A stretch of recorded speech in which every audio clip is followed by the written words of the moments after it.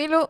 Bon, je vous fais la conclusion maintenant. Alors, pour tout vous avouer, on est déjà le 8, donc on n'est absolument pas sur la bonne semaine, mais j'étais pas en état de vous faire la conclusion de la semaine avant, tout simplement parce que j'ai été dans un état où c'était impossible pour moi de le faire. Et je vais vous expliquer pourquoi maintenant. Alors, comme je l'ai dit à la fin du blog, du vlog, donc voyage quand j'étais au Laos, donc la partie 2. Si vous l'avez pas déjà vu, je vous invite à aller regarder du coup la partie 1 et la partie 2 qui se trouveront quelque part, peut-être en barre d'infos, je verrai. Et comment vous dire que donc je vous dis à la fin que je tombe malade. Alors en effet, j'ai contracté la dengue, je sais même pas comment on prononce ça, Dengue. Et donc c'est une maladie que vous chopez en fait de la même manière, enfin c'est une maladie tropicale que vous chopez de la même manière que le paludisme. Et donc ça consiste à te faire piquer par un petit moustique. Tu sais pas d'où ça vient, tu sais pas comment, tu te fais piquer, c'est tout. Et donc les symptômes se déclenchent entre 7 et 8 jours plus tard. Et pour vous dire, ça s'est déclenché pour moi le dimanche, enfin la nuit du samedi au dimanche.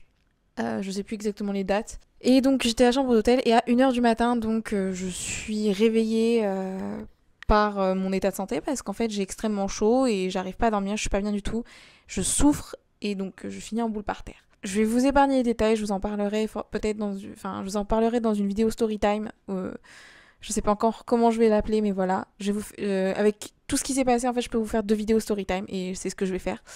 Mais dans tous les cas, voilà, je suis dans un état désastreux et donc ce qui fait que du coup, pendant tous les jours qui restaient, c'est-à-dire du dimanche jusqu'au jeudi, le jour où je pars du Laos pour rentrer à Tokyo, je suis dans un sale état, je me fais prendre des prises de sang tous les jours, je ne suis en aucun cas capable de filmer, d'être de bonne humeur, d'être tout simplement en état de vous présenter quelque chose ou de faire quelque chose. Je n'étais absolument pas capable de ça.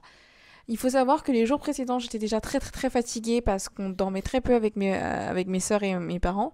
Tout simplement parce que mon père a fait enfin, a organisé le voyage avec son ami de manière à ce qu'on ne puisse pas dormir.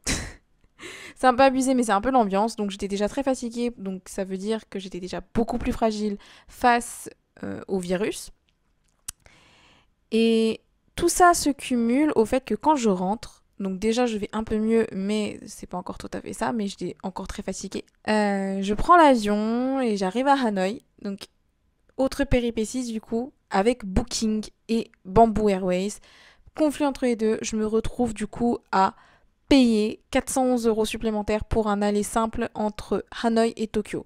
Comment vous dire que j'étais pas prête du tout, je suis en pleurs, j'appelle mon père, je lui dis papa j'ai dû payer ça, ça va pas du tout.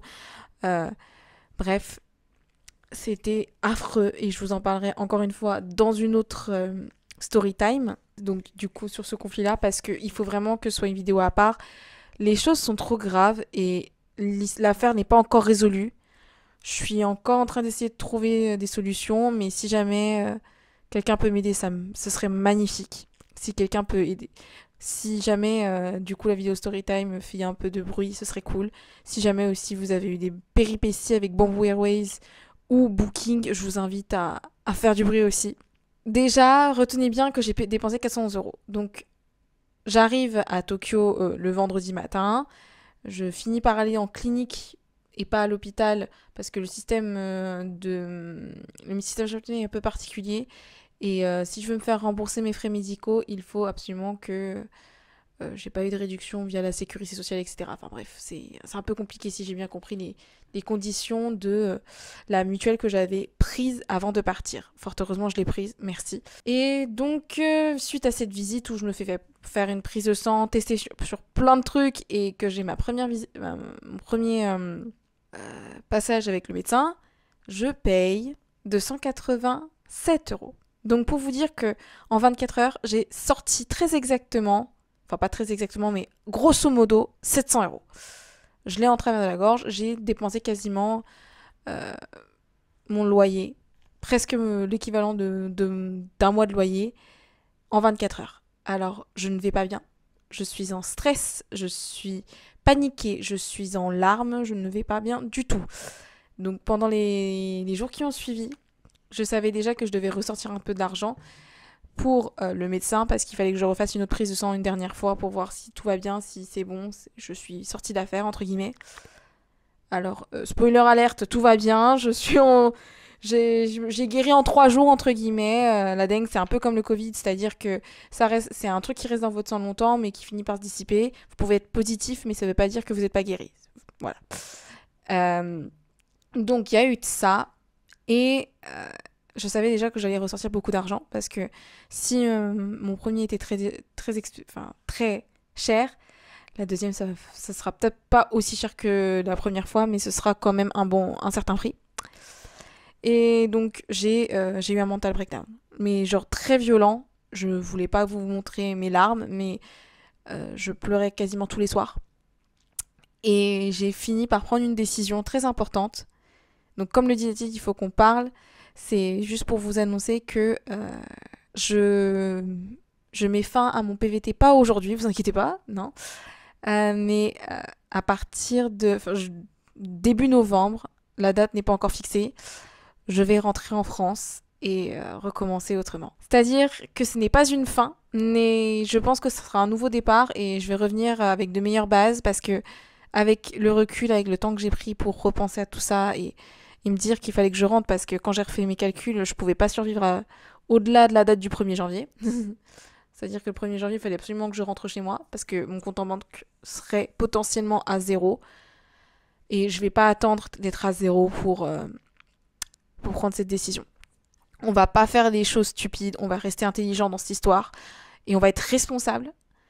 Donc je rentre, mais non pas pour ne rien faire, pour recommencer une vie train à Paris à nouveau chez mes parents, parce que c'est pas le but de la vie, mais pour recommencer, améliorer mes capacités et reprendre ce que j'avais décidé d'abandonner, c'est-à-dire des skills. Je vais prendre de nouveaux skills, je vais m'améliorer en tant que graphiste, je vais tout faire pour vous proposer des vidéos de meilleure qualité, des vidéos plus fun, plus sympas, pas forcément que sur le montage ou le concept, mais sur des petits trucs qu'on peut mettre en plus, des animations, des choses comme ça, parce que mine de rien, ce voyage, même si d'un côté je me dis que je me suis peut-être précipitée à venir et que du coup je suis peut-être venue trop tôt, peut-être pour des raisons qui n'étaient pas super bien, je regrette absolument pas ce voyage parce qu'au final ça m'a permis de me rendre compte que je suis capable de vivre comme une adulte, que je peux m'assumer, que je peux vivre seule, que j'ai pas forcément besoin d'être chez mes parents, que je suis capable de payer mes factures, de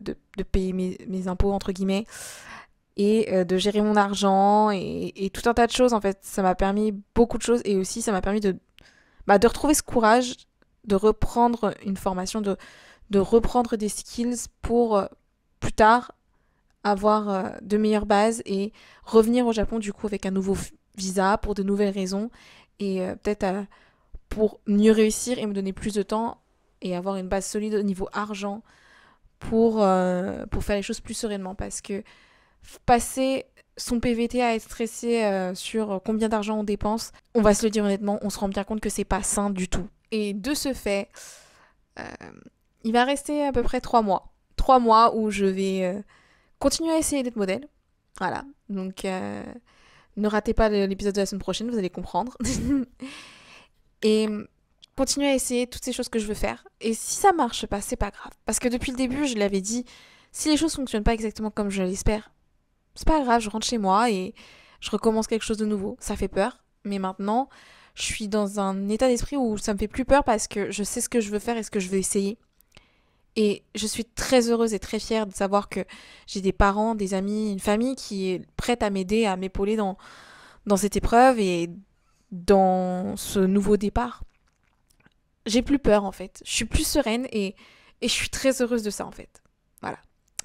Alors, si jamais du coup vous voulez en savoir plus sur la fois où du coup j'ai failli crever et mon bif du coup avec Bamboo Airways et Booking.com, je vous invite à commenter cette vidéo pour montrer votre enthousiasme et si jamais vous aussi vous avez des choses à raconter sur ça, on pourrait essayer de faire, je sais pas, une vidéo sur des péripéties qu'on a pu choper à cause de maladies tropicales ou peut-être simplement des problèmes avec les sites de réservation parce qu'on sait très bien que réservation en ligne c'est toujours un peu chaotique et ça se passe pas toujours super bien.